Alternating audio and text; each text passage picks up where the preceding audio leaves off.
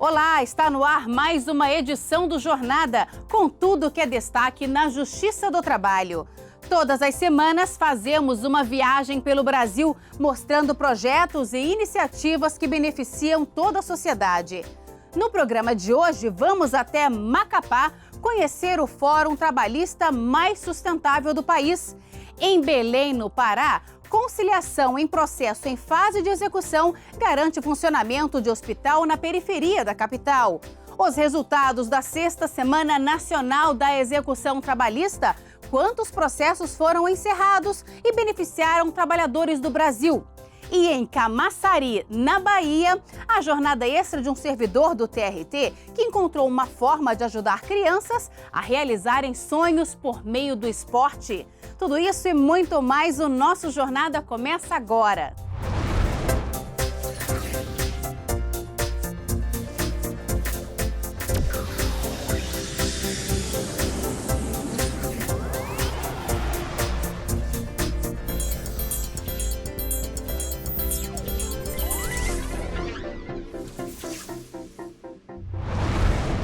Em setembro, foi inaugurado o Fórum Trabalhista de Macapá, no Amapá. O novo prédio abriga 8 varas do trabalho, que atendem moradores de 16 municípios do estado.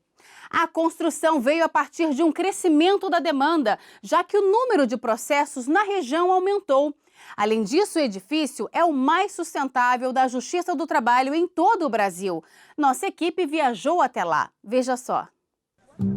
Com uma população de mais de 400 mil habitantes, segundo a estimativa do IBGE, Macapá fica situada às margens do rio Amazonas. Uma das maiores referências de representação cultural, arquitetônica e histórica dos amapaenses é a Fortaleza de São José do Macapá. Durante a nossa estadia, tivemos a oportunidade de assistir ao equinócio, quando dia e noite têm a mesma duração. O fenômeno também marca o começo da primavera no hemisfério sul e do outono no hemisfério norte. Estamos em um dos cartões postais de Macapá. O Marco Zero é um relógio do sol. Por aqui passa a linha do Equador. A capital do Amapá é a única no Brasil onde é possível estar nos 2 hemisférios ao mesmo tempo. E é aqui que foi construído o prédio considerado o mais sustentável da Justiça do Trabalho em todo o país. O novo Fórum Trabalhista de Macapá reúne em um só lugar as 8 varas do trabalho da capital do Amapá. Conta ainda com área de atendimento ao público, depósito, arquivo, auditório, biblioteca, agências bancárias e um estacionamento na área externa com capacidade para 150 carros. Macapá saiu de uma vara do trabalho para 8 varas do trabalho. Ela concentra praticamente toda a demanda do estado do Amapá. E são varas que, apesar de 8 e terem sido crescidas num movimento assim, bastante acelerado, são 8 varas topadas de processo. São varas de grande demanda. Então, nós temos uma movimentação de pessoas nas audiências, nos fóruns, muito grande. E a nossa estrutura material aqui em Macapá era uma estrutura material deficiente. Nós ocupávamos 2 prédios de vara, separados, distantes um do outro, um prédio de arquivo e um prédio de depósito. Então, quando surgiu a oportunidade, nós concentramos numa única área todas as 8 varas do trabalho, arquivo e depósito. Em 2015, foram recebidos quase 17.500 processos nas 8 varas trabalhistas de Macapá, que atende 16 municípios: Macapá, Amapá, Amapari, Calçoene, Cutias, Ferreira Gomes, Mazagão, Itaubal, Oiapoque, Porto Grande, Pracuúba, Santana, Serra do Navio, Tartarugalzinho e as cidades paraenses de Afuá e Chaves. A atual realidade econômica do país aumentou ainda mais a quantidade de processos recebidos. Nós temos percebido no último ano um crescimento de 8% a 10% em função da crise econômica, acreditamos no nosso processo trabalhista. Mas Macapá é um crescimento permanente. Se dá, talvez, pela expansão econômica do Estado, né, e por uma demanda cada vez maior aos serviços de justiça. Basta entrar no novo fórum para ver que tudo foi feito pensando na sustentabilidade. O projeto arquitetônico ele foi pensado do com um viés também de muita iluminação natural. Então, as nossas paredes elas têm em torno de 1,20 m de altura e a parte superior é toda com vidro. E esse vidro permite que a luz do sol entre praticamente às 12 horas que ela está disponível. Então, a nossa perspectiva é que gaste menos com iluminação artificial e mais com iluminação natural ao longo do dia. Praticamente todas as salas têm iluminação natural.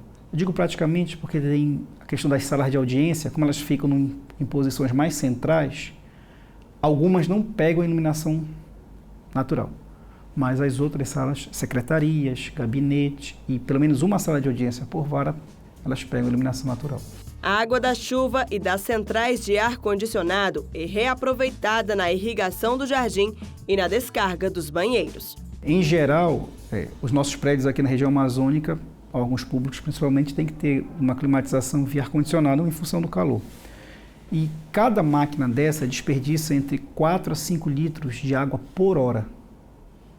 E aí nós resolvemos fazer um sistema de tubulação, de captação também dessa água, para a gente não desperdice essa água de condensação, que a gente chama, para fazer parte também do sistema junto com o sistema de captação de água da chuva. O prédio também conta com 560 placas de energia solar, com capacidade de gerar energia suficiente para suprir 25% do consumo total do prédio. Quando nós conseguimos levar para a presidência a proposta de que, já que nós íamos construir um fórum novo, e já que nós construiríamos um fórum novo no local em que o Sol passa mais perto da Terra, tinha sentido a gente considerar o uso de energia solar. E a presidência considerou isso um viés bastante interessante, porque nós conversamos com a engenharia e nós conseguimos fazer o vínculo da questão da sustentabilidade com a questão de gestão. O objetivo do tribunal é expandir o abastecimento para que, futuramente, a energia solar gere 100% do consumo total do fórum. Se nós temos condições de ter 25% da nossa energia mensal gerada com o sol e nós podemos chegar a 100%, nós vamos buscar chegar a 100%.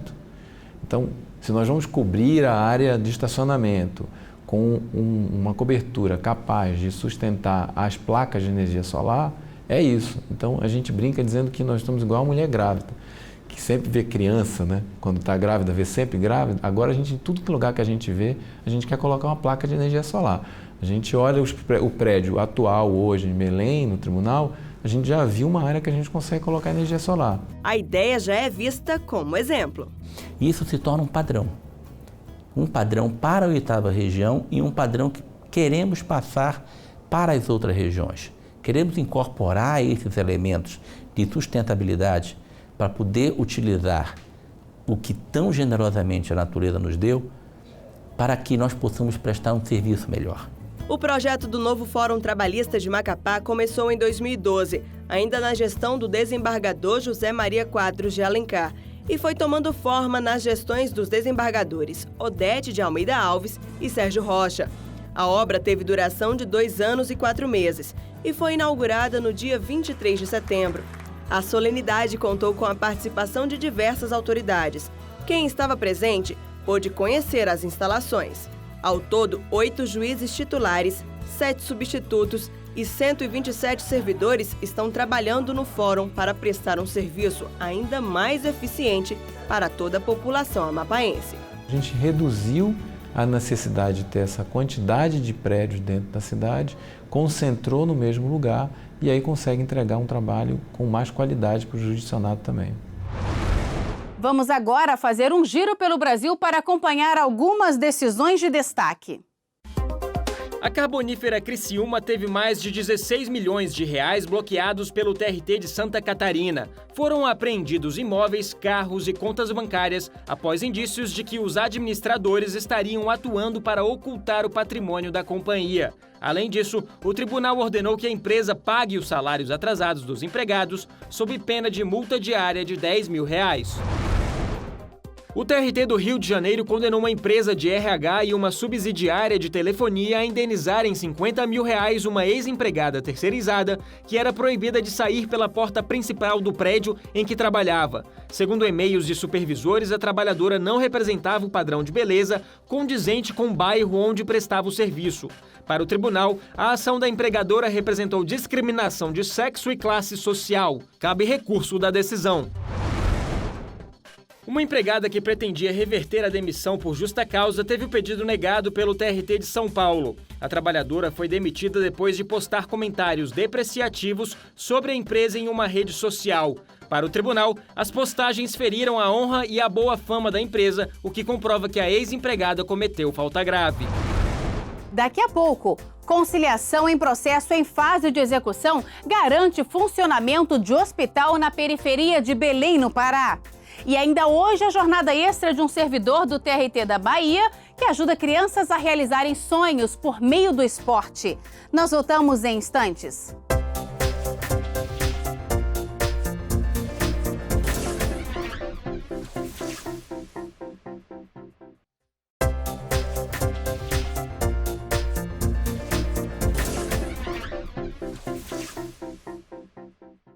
Chegou a hora do JT em Ação, com iniciativas da Justiça do Trabalho para melhorar o atendimento aos cidadãos. Estagiários e jovens aprendizes do TST assistiram às palestras para desenvolvimento profissional com a psicóloga e servidora do tribunal Ana Cláudia Mendonça. O evento buscou promover a conscientização sobre a importância de um atendimento de excelência e demonstrar o impacto disso no tribunal e na vida profissional dos jovens. Membros do TRT da 16ª Região visitaram os alunos de uma escola no município de São José de Ribamar, no Maranhão. A visita faz parte do programa TRT na Escola e tem como objetivo aproximar o judiciário da sociedade. Durante a visita, o juiz coordenador do projeto explicou as principais questões do direito do trabalho e os alunos apresentaram um trabalho de campo sobre trabalho infantil. Alunos da turma de Educação de Jovens e Adultos de Vila Velha, no Espírito Santo, tiraram dúvidas sobre direito trabalhista com juízes e servidores do TRT da 17ª Região. A turma faz parte do programa Trabalho, Justiça e Cidadania, organizado pela Associação Nacional dos Magistrados da Justiça do Trabalho, em parceria com o Regional. Uma conciliação firmada em um processo em fase de execução garantiu o funcionamento de um hospital na periferia de Belém, no Pará. O acordo firmado permitiu a devolução de parte do valor bloqueado ao hospital para pagamento da folha de pessoal e dos fornecedores. Veja só. Localizado em um dos bairros mais populosos e carentes da capital paraense, o bairro da Terra Firme, o Hospital Nossa Senhora de Nazaré possui desde 2012 demandas trabalhistas em tramitação no TRT da 8ª Região. Após o bloqueio judicial dos créditos do hospital junto à Secretaria Municipal de Saúde, o que, segundo a direção do mesmo, inviabilizaria seu funcionamento, a 7ª Vara do Trabalho de Belém realizou uma audiência de conciliação reunindo todos os exequentes, o MPT e o executado, a fim de garantir o pagamento da dívida e a manutenção do serviço prestado pelo hospital. Nós explicamos para todos os exequentes a situação que o hospital se encontra, né, uma situação crítica, informando para eles que a gente tinha naquela época R$82 mil bloqueados, mas o crédito deles, ao total, era de R$1 milhão.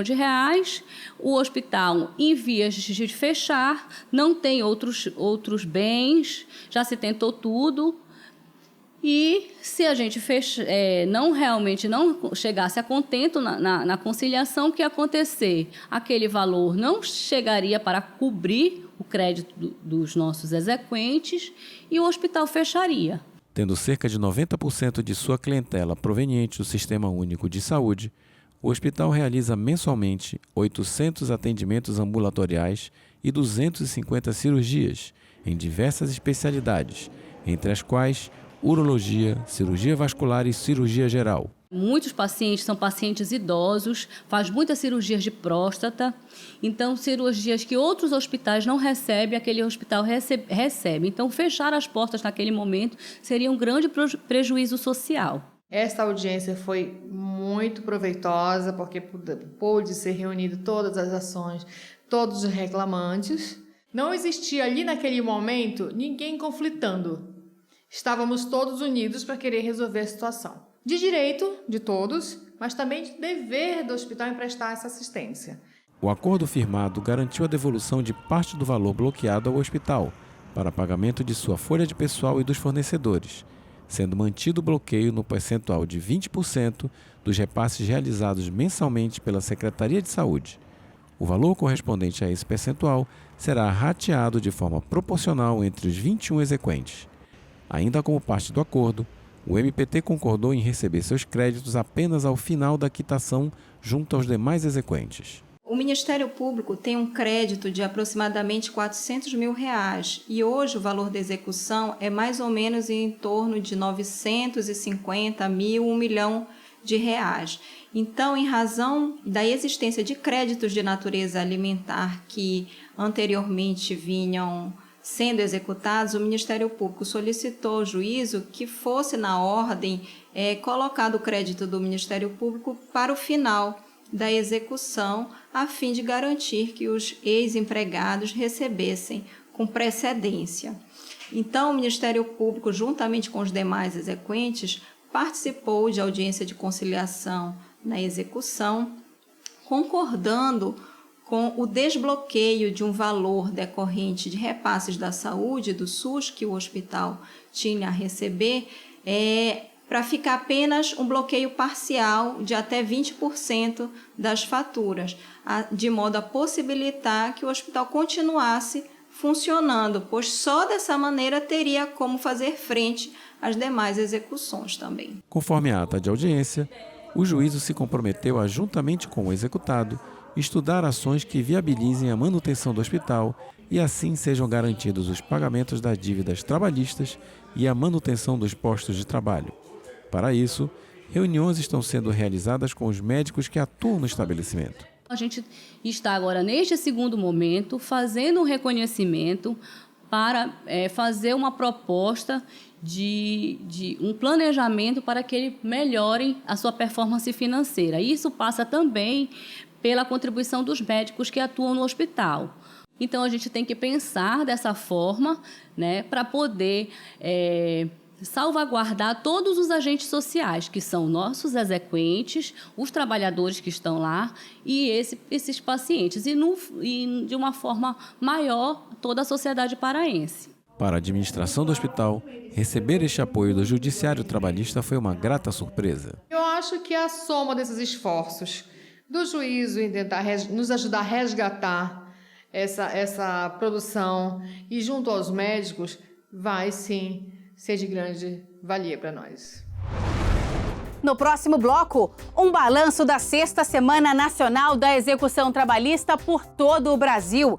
E mais, a rotina de um servidor do TRT da Bahia que encontrou uma forma de ajudar crianças a realizarem sonhos por meio do esporte no quadro Jornada Extra. Nós voltamos daqui a pouco. Estão abertas as inscrições para o 3º Seminário Nacional de Combate ao Trabalho Infantil e Estímulo à Aprendizagem, que acontece nos dias 20 e 21 de outubro no TST. Saiba mais em facebook.com/CSJT Oficial.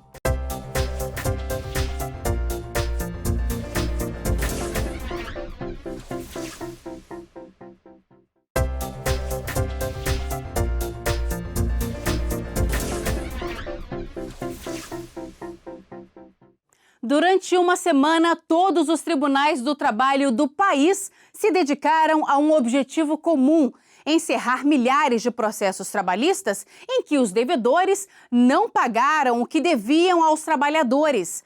Vamos visitar algumas capitais para saber os resultados de todo esse empenho na 6ª Semana Nacional da Execução Trabalhista. Acompanhe na reportagem. Um grande mutirão do tamanho do Brasil. A 6ª Semana Nacional da Execução Trabalhista uniu esforços de todas as varas do trabalho, tribunais regionais do trabalho, do TST e do CSJT. Toda a justiça trabalhista empenhada para dar efetividade às decisões judiciais, já que muitos empregadores deixam de cumprir o que foi determinado e ficam devendo os trabalhadores. Em uma semana foram realizados mais de 12 mil acordos, com a arrecadação de mais de 680 milhões de reais. O trabalho de mobilização é o grande resultado positivo da semana. O engajamento de todos os juízes da Justiça do Trabalho, dos servidores, dos tribunais. Houve um empenho muito grande para que o resultado fosse o melhor possível, seja em volume de recursos arrecadados, seja em volume e na quantidade de pessoas atendidas. Esse ano nós priorizamos como meta a quantidade de pessoas que pudessem ser atendidas nesses processos, beneficiadas, portanto, com a semana. O tribunal que mais realizou acordos foi o TRT de Campinas, em São Paulo, com quase 2.000 acordos. Em seguida veio o Regional de Minas Gerais, com mais de 1.800 acordos. Quase com a mesma quantidade, o TRT da capital paulista. E na quarta posição, o TRT Fluminense, com quase 1.500. Os acordos representaram 58% do total arrecadado. A outra parte foi uma soma dos leilões, que juntaram 8% dos 680 milhões de reais, com mais de 1.200 leilões, e dos bloqueios efetivos realizados pelo Bacenjude, sistema de ligação entre a Justiça e o Banco Central, que somou cerca de 33% desse montante. Os cofres públicos recolheram mais de 18 milhões de reais em INSS e imposto de renda. Outro valor que foi significativo para a semana veio do pagamento de 1.900 ex-empregados da falida VASP, que juntos receberam cerca de 70 milhões de reais. Em Mato Grosso foram feitas 401 audiências de conciliação com 167 acordos, em um total de 3 milhões e 800 mil reais homologados. No Paraná, os acordos entre empregados e empregadores alcançaram quase 12 milhões de reais, o dobro da última edição do evento. Foram 422 acordos em 1.452 audiências que reuniram quase 5 mil credores. Em Minas Gerais foram alcançados mais de 63 milhões de reais em acordos durante a Semana Nacional da Execução, que celebrou 1.850 acordos. O leilão feito por lá arrecadou mais de 8 milhões de reais. Na Bahia foram movimentados mais de 30 milhões de reais como resultado de 947 audiências e 4 leilões. Seu Joselito já sabe o que vai fazer com o dinheiro que finalmente conseguiu na conciliação. Tem uma nova cirurgia para fazer devido a esse acidente, né? Essa cirurgia o SUS não cobre. Esse dinheiro aí, graças a Deus, vai ser para isso. E uma parte também para investir no estudo de minhas filhas. Em Camaçari, um servidor do TRT da Bahia encontrou uma forma de ajudar crianças a realizar o sonho de jogar futebol. Depois do expediente, ele, que também é professor de educação física, se dedica a ensinar o esporte em uma escolinha. Vamos conhecer esse trabalho? Há 5 anos e meio, Alessandro trabalha na sede da Justiça do Trabalho em Camaçari, município que fica a 41 quilômetros de Salvador. A rotina começa às 8 horas. Como chefe de seção, sua tarefa é garantir o bom funcionamento do fórum.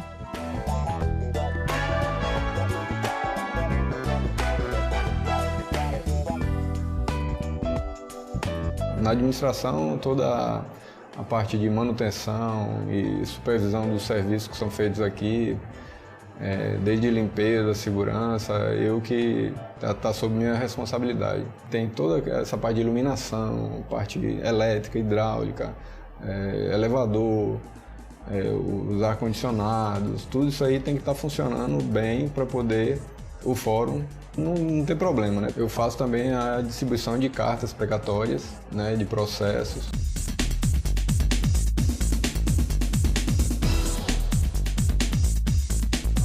Mas a jornada de Alessandro não para por aqui. Depois de cumprir as tarefas aqui no tribunal e de fazer toda a supervisão dos setores e da equipe, uma outra equipe espera para ser coordenada por ele, mas em um ambiente bem menos formal.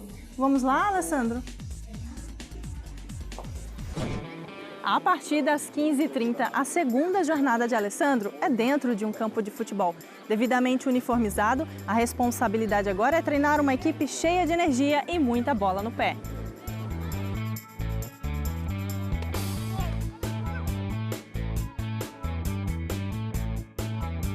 Eu tenho que tocar para o meu companheiro, a bola tem que passar por dentro e ele tem que pegar do outro lado para valer o ponto. Beleza? Alessandro é formado em educação física e especialista em treinamento de jogadores de alto nível. Já trabalhei aqui com futebol, com futebol baiano, em times profissionais, sendo preparador físico de alguns times daqui do estado. Mas já tem mais de 5 anos, né, que eu não estou atuando na área. Estou trabalhando agora no tribunal, né? Mas isso não impediu o professor de continuar a trabalhar com uma de suas paixões. Ele encontrou uma forma de repassar seu conhecimento a esses pequenos atletas da Escolinha de Futebol Viver e Aprender, localizada em Camaçari. Tudo de forma voluntária. Eu me ofereci, né, trabalhar aqui como voluntário, e o meu objetivo é ajudar essas crianças a realizar o sonho deles, né, que é de ser jogador de futebol. A gente trabalha também aqui noções de cidadania, de respeito, de educação. E isso é gratificante. A escolinha em que Alessandro é professor foi criada para fazer um trabalho paralelo à educação pedagógica. Os 130 alunos têm entre 9 e 16 anos e não faltam um dia de treino. E os objetivos com o esporte não são nada modestos por aqui. Eu sonho ir para o Barcelona. Jogar em um clube grande, ir para o exterior e ganhar muito dinheiro.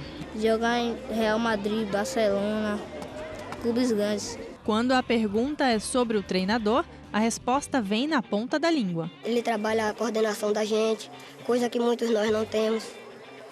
E ajuda muito aqui para quando chegar no jogo, ter fôlego para não cansar rápido. O treinamento dele é bem técnico, para ter posse de bola, ter mais habilidade quando tiver nas situações difíceis. E o trabalho em equipe também faz parte do treinamento. Aqui é tipo uma família, todo mundo unido, os professores como os pais, tio, os colegas como irmão, todo mundo unido para um ajudar o outro.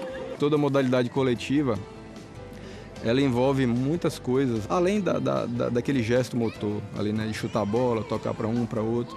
Tem uma série de coisas que trabalha o indivíduo, né, como trabalhar em equipe, né, solidariedade, respeito, a questão de violência, a gente saber se controlar. O esporte é uma ferramenta muito poderosa, né, na formação do cidadão.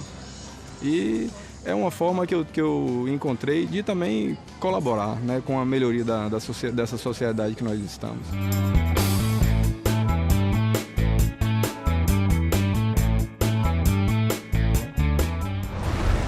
E o Jornada de hoje fica por aqui. Na semana que vem temos um novo encontro. Muito obrigada pela companhia e até lá!